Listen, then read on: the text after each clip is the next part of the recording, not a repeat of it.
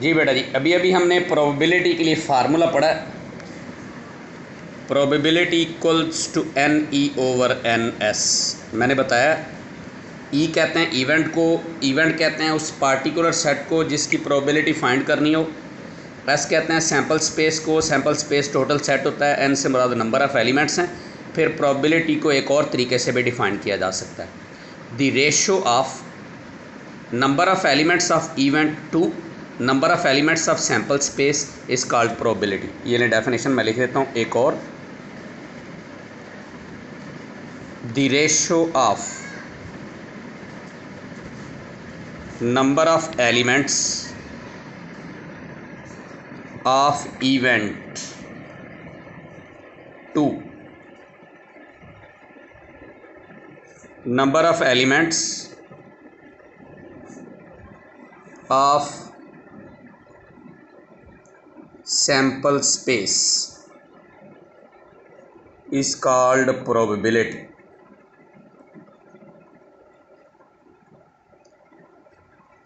The ratio of number of elements of event to number of elements of sample space is called probability. Formula से बड़ा वाज़े दिखाई दे रहा है। Ratio है, किस किस की रेशो है?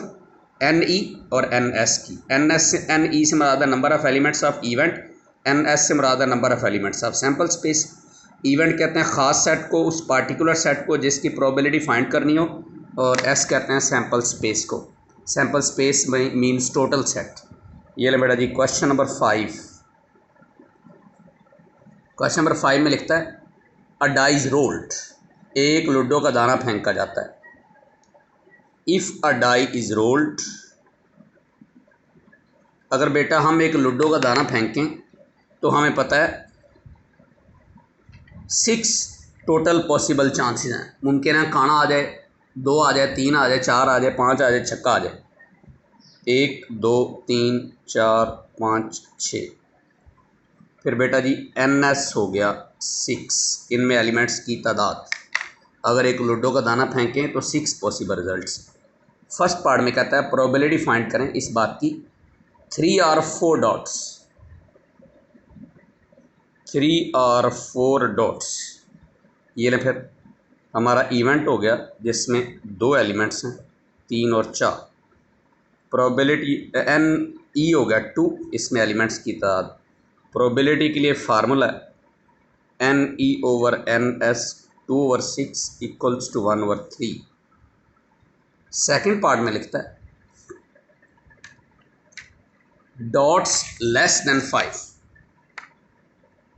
ये लें बेटा जी डॉट्स लेस देन 5। इसका मतलब है अब इवेंट्स में लेस देन 5 डॉट्स शामिल हैं, यानी 1 2 3 4 less than 5 dots. N E हो गया 4। प्रोबेबिलिटी के लिए formula N E over N S 4 over 6 2 over 3। Okay, question number 4 जो है ये क्वेश्चन नंबर 10 ये सेम है, ये मैं कल कराऊंगा। क्वेश्चन नंबर 3 की बात कर लेते हैं। क्वेश्चन नंबर 3 में लिखता है there are 5 green and 10 red balls in a box, let 5 green balls are G1 G2 G3 G4 G5 and 3 red balls are R1 R2 R3। ये ले बेटा जी फिर सैम्पल स्पेस हो गया जिसमें ये सारा कुछ है, G1 G2 G3 G4 G5 R1 R2 R3। ये ले बेटा जी फिर एन एस हो गया 8 टोटल बॉल्स की तादाद। फर्स्ट पार्ट में कहता है find the probability the ball is green. ये लें जी द बॉल इज ग्रीन, इसका मतलब है अब इवेंट में ग्रीन बॉल्स शामिल हैं, G1 G2 G3 G4 G5।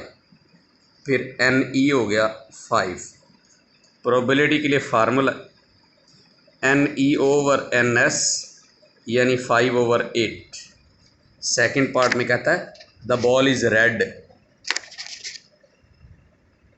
The ball is red.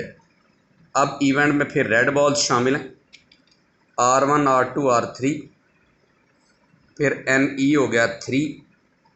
Probability के लिए फार्मूला NE/NS यानी 3/8। ये आंसर है। ये ले बेटा जी, इससे आगे इंशाल्लाह कल चलेंगे। प्रोबेबिलिटी की डेफिनेशन को, प्रोबेबिलिटी से मुतल्लिक़ थ्योरी को आपने एक दफ़ा एक्सरसाइज के पीछे से पढ़ लेना, फिर इंशाल्लाह आगे चलेंगे।